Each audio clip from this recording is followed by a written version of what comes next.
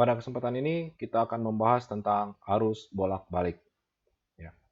Arus bolak-balik atau biasa disebut dengan alternating current (AC) ya atau AC merupakan arus listrik yang dihasilkan oleh GGL atau gaya gerak listrik yang berasal dari loop konduktor yang diputar di dalam medan magnet. Jadi ada konduktor loop ya. Ini dialiri arus listrik ya, ada arus I yang kita putar di dalam medan magnet. Jadi ini ada magnet, katakanlah di sini kutub utara ya, di sini kutub selatan. Dan ini diputar sehingga GGL yang dihasilkan berubah terhadap waktu. Jadi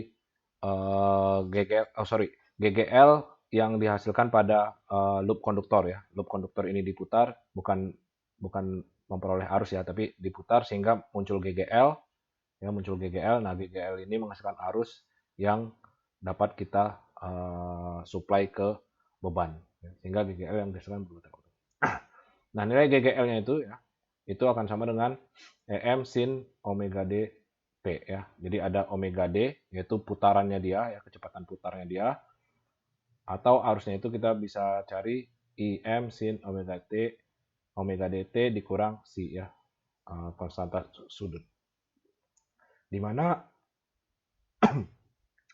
mana omega D itu disebut frekuensi eksternal ya, yang tergantung dari gaya putar, jadi tergantung dari kecepatan putar, atau disebut juga dengan driving angular frequency ya, atau driving, makanya ada D di sini ya, driving. Yang besarnya itu adalah 2πf, F ini adalah frekuensi putarnya dia ya, frekuensinya berapa, atau 2pi per T. T ini adalah periode. C adalah perbedaan fasa antara GGL dan arus. Jadi GGL-nya di sini fasanya katakan 0, maka arus yang dihasilkan itu akan berbeda sebesar C. Nanti akan kita lihat. Yang pertama kita terapkan pada beban resistif pada R ya. Kalau sebelumnya kita berbicara sumbernya ini baterai ya, yang mana arus DC ya, karena kita menggunakan baterai. Dan sekarang kita menggunakan arus bolak-balik. Nah, jika arus bolak-balik dihubungkan dengan beban resistif atau suatu resistor, maka V resistor ya, V pada resistor ya, V di sini itu akan sama dengan VR ya, maksimum atau amplitudenya sin omega dt ya.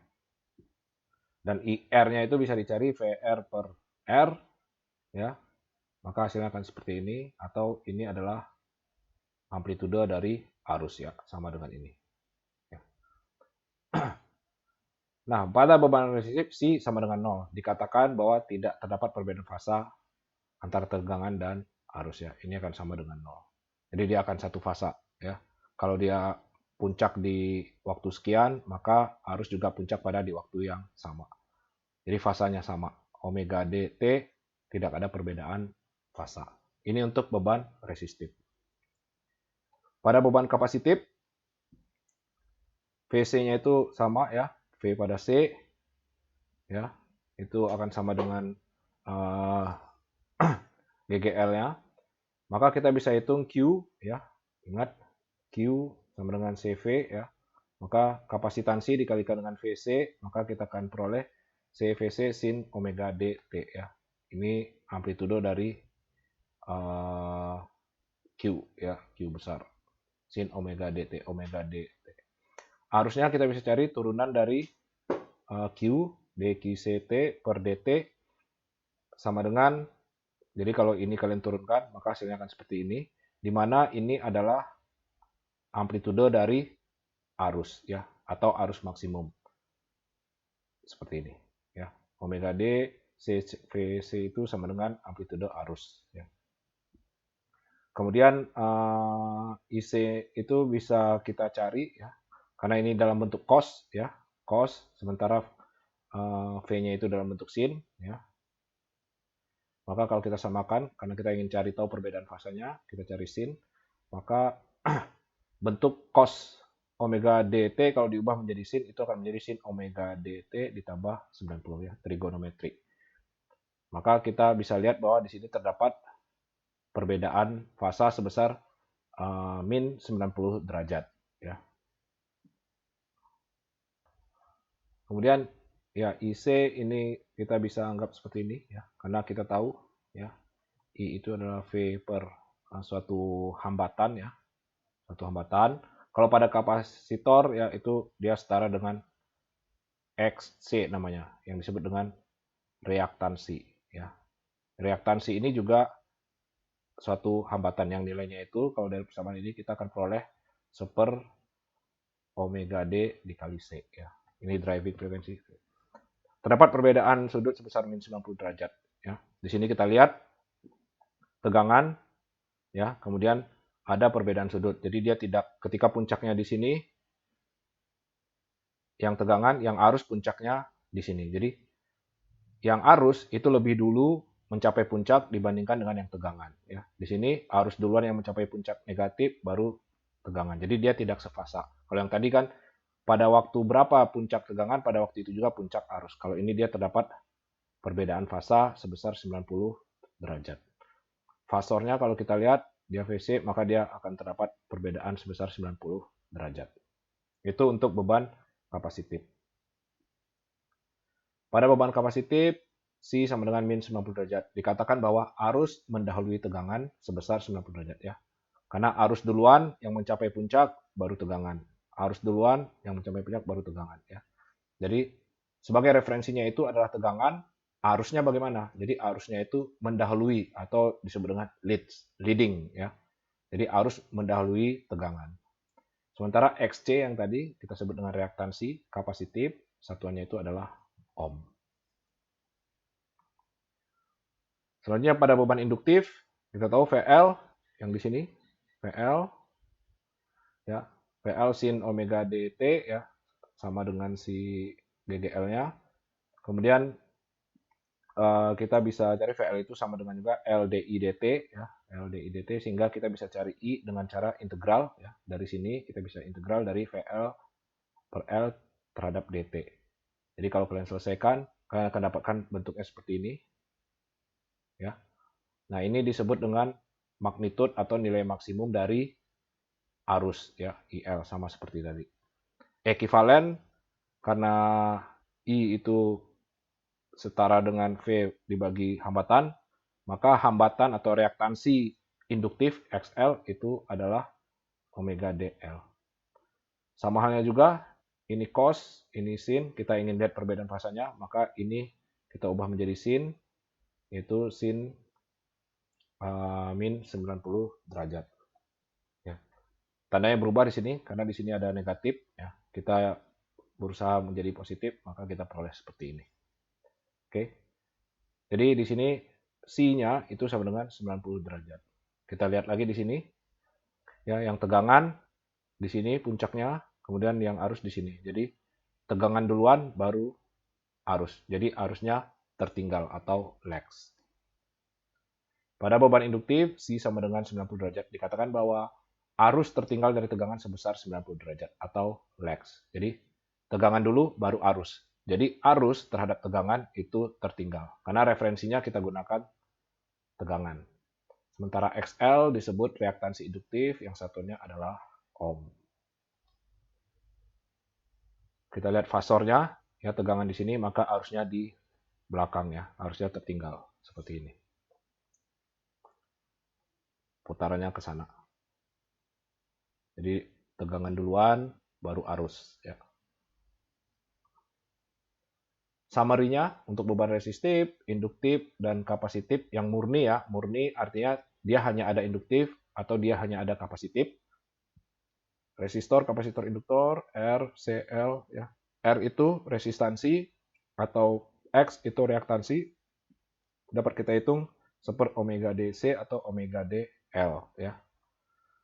Kemudian fasa dari arus, phase of current, ya dia mendahului kalau pada kapasitor, kalau pada induktor dia tertinggal ya. Referensinya adalah tegangan ya, sebesar 90 derajat. Ini kalau dia murni ya. Murni dia akan 90 derajat ya. 90 derajat dan amplitudenya seperti ini ya. VR sama dengan IR dikali R, VC itu IC kali dengan XC reaktansi, dan IL VL sama dengan IL dikali XL reaktansi induktif. Cara mengingatnya ini gampang ya. Kalian bisa ingat ICE ya. atau Eli di Iceman ya. Kalau buat saya lebih gampang itu ice ya. Ice. Jadi pada kapasitor arus duluan baru tegangan ya. Pada induktor ya, pada induktor kebalikan ini ya, kebalikannya. Oke. Jadi pada induktor E duluan baru L. Oke. Jadi yang perlu diingat adalah ice ya. Nah, sekarang kita lihat rangkaian seri RLC pada arus bolak-balik. Kalau sebelumnya kan kita RLC ya dia di seri atau dia dikasih baterai, ini dia pada arus bolak-balik. Jadi kita tahu tegangan inputnya itu adalah GGL sama dengan EM sin omega dt, atau dia sama juga dengan tegangan pada resistor, tegangan pada induktor ditambah tegangan pada kapasitor. Jadi yang di sini itu akan sama dengan jumlah dari tegangan di sini ya. Akan sama dengan jumlah tegangan di sana. Maka sementara arusnya itu akan sama ya. Jadi arus di sini akan sama dengan arus di sini akan sama dengan arus di sini. Arus pada R akan sama dengan arus pada L akan sama dengan arus pada C. Yaitu IM sin omega dt min C ya. C-nya adalah perbedaan sudut tegangan dan arus. Nah, ini untuk amplitudo dari tegangan ya, tegangannya kita itu bisa cari dari secara Pitagoras karena dia murni. Jadi kalau R-nya dia sefasa dengan V sumber, sementara VC-nya itu berbeda 90 derajat, sementara VL-nya itu juga berbeda 90 derajat, maka kalau kita lihat secara vektor atau fasor, kita akan dapatkan EM-nya itu di sini ya. Kalian jumlahkan secara vektor. Ya. EM kuadrat sama dengan VR itu R IM kuadrat tambah XL IM di minus XC IM. Jadi tergantung dari besarnya ini. Jadi selisihnya dia karena dia saling berlawanan. Kalau yang VL lebih besar, VC-nya kecil, maka vektor akhirnya itu akan seperti ini. Ya. Seperti ini. Oke. Maka EM-nya itu atau GGL-nya itu bisa kita hitung dari penjumlahan vektor ini. Kemudian kalau kita selesaikan, kita akan peroleh arus yang mengalir itu adalah ya, EM ya. Di sini EM karena di sini kan E pada T sama dengan E maksimumnya dia sin omega dt ya. Maksimumnya dia ini dibagi dengan akar R kuadrat ditambah XL min XC kuadrat ya. Jadi perbedaan reaktansi dikuadratkan ditambah dengan resistansi kemudian ditarik akarnya ya. Maka kalian bisa dapatkan arus yang mengalir. Ya, ini yang tadi ya untuk mencari arus. Nah, kita tahu I sama dengan ya itu adalah V per R ya atau voltage per ohm ya. Nilai R kuadrat ditambah XL min XC kuadrat kemudian ditarik akarnya ini disebut dengan impedansi ya. Satuannya juga ohm. Jadi impedansi itu ketika R dan X ada pada satu rangkaian. Ya, kalau dia murni berarti dia cuma ada XL atau R saja atau XC saja. Tapi kalau dia ada tiga-tiganya, dia dikatakan impedansi. XC-nya bisa saja 0 atau XL-nya bisa saja 0. Ya, tergantung. Tapi kalau dia ada dua-duanya dan pada arus bolak-balik itu disebut dengan impedansi. Jadi diingat kita punya istilah resistansi, ada lagi reaktansi, ada lagi impedansi ya, impedansi. Ya, ini semuanya adalah ohm. Ya.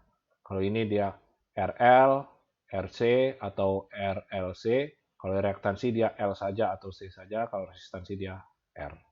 Ya. Maka kalau kita sederhanakan arus itu adalah tegangan dibagi dengan impedansinya dia. Kemudian ada konstanta fasa ya, yang tadi perbedaan fasa.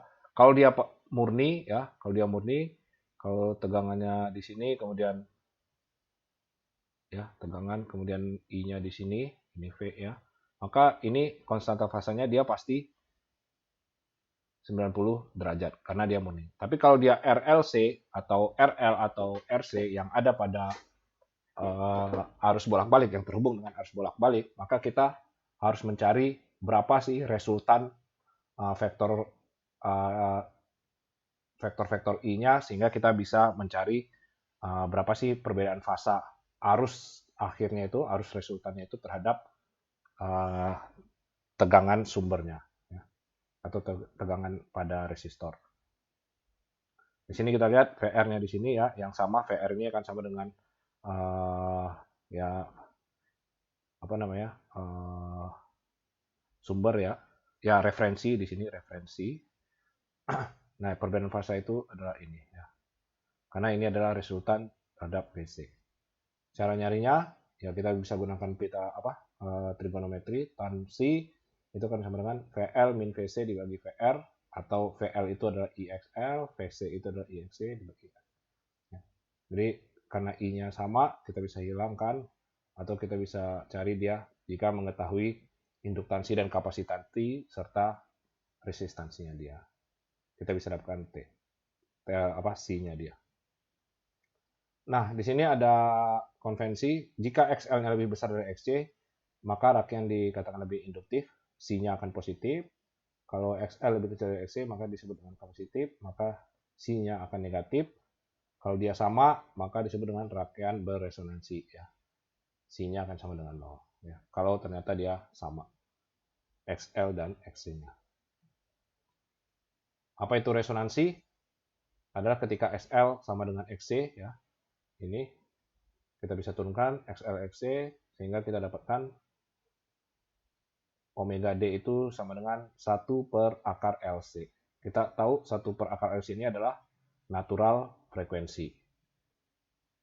Resonansi itu dikatakan juga ketika driving frekuensi, ya, frekuensi eksternal atau putaran eksternal, itu bernilai sama dengan natural frekuensinya, omega dan omega D. Daya pada sistem arus bolak-balik, ya ini hanya straightforward, ya rumus-rumusnya. Kita tahu daya, I kuadrat R, ya. Jadi kalau I-nya tadi sinusoidal, kita kuadratkan, ya, IM sin omega D si kuadrat dikali R, kemudian kita akan peroleh seperti ini. Maka kita akan dapatkan rata-rata, ya, P rata-rata itu adalah setengah dari P max, ya. Jadi max-nya di sini. Jadi kalau kalian punya V di sini, kemudian kalian punya I, ya, katakanlah I-nya begini, ya. Nah, ini kalau kalian kalikan, ya, ini V dikali I, maka hasilnya akan V dikali I, positif sesama positif, dia akan menjadi seperti ini, ya. Kemudian ini negatif sesama negatif, dia akan kembali positif juga, positif dengan positif dia akan kembali, maka dia akan bentuknya akan menjadi seperti ini. Kalau kita jumlahkan, ya kan, jumlahkan, maka rata-ratanya itu adalah akan sama dengan setengah dari P max-nya dia, ya, rata-rata.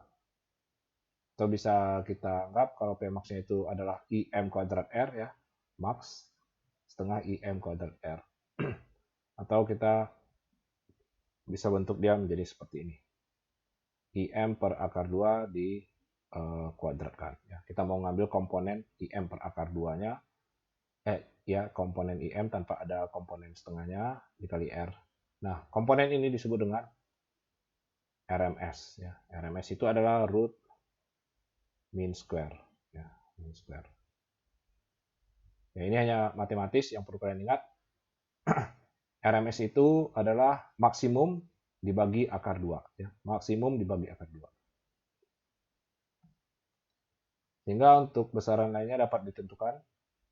IRMS itu adalah I maksimum dibagi akar 2. VRMS itu adalah V maksimum dibagi akar 2. Dan daya dapat dihitung sebagai IRMS kuadrat dikali R, ya, tadi. Ya. IRMS kuadrat dikali R, atau bisa kita teruskan IRMS itu apa?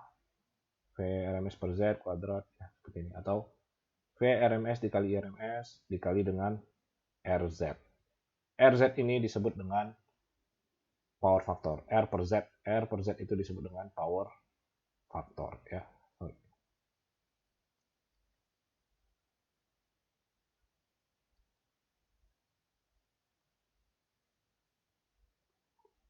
yang mengindikasikan rasio jumlah energi yang dikonversi menjadi panas. Ya. Jadi R dibagi Z. Z itu apa? Akar R kuadrat ya ditambah X L dikurang XC kuadrat ya. Karena Z itu adalah ini. Itu adalah power factor. Oke, ini konseptual terakhir ya. Ini hanya sebagai tambahan pada bahasan arus bolak-balik. Jadi rumus-rumus pada materi arus bolak-balik itu dia straightforward, jadi kalian bisa langsung gunakan. Yang penting kalian pahami apa itu RMS, apa itu impedansi, apa itu reaktansi. Jadi kalian tidak bingung karena satuannya sama-sama ohm misalnya ya. Nah, pada trafo saya rasa juga kalian sudah pada tahu. Trafo adalah peralatan listrik mengubah satu level tegangan ke tegangan lainnya. Terdiri dari dua kumparan primer, kumparan sekunder. Kumparan primer diberikan tegangan, maka akan timbul induksi sesuai dengan prinsip elektromagnetik, di mana tergantung rasio jumlah emitan. Jadi, tegangan pada S itu tergantung dari jumlah kumparan pada S dibagi jumlah kumparan pada primer, dikalikan dengan V primer. Kalau arus, dia akan sebaliknya. IS itu dia akan sama dengan NS per oke. Ini kebalikannya ya.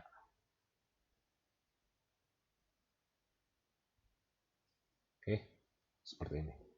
Jadi nanti kalau ditanyakan V primernya misalnya 100 volt, kumparannya di sini misalnya 10, kumparan di sini misalnya 100, berapakah V sekundernya? Ya, kalian tinggal 10 per 100, 1/10 dari 100, ya maka hasilnya akan sama dengan 10 volt. Ya, itu dari transformator. Oke, cukup sekian untuk materi arus bolak-balik. Lebih banyak kepada konseptual yang harus kalian pahami. Ya, hitungannya tidak begitu sulit karena terlalu straightforward. Kalian menggunakan rumus yang sudah diberikan. Oke, terima kasih.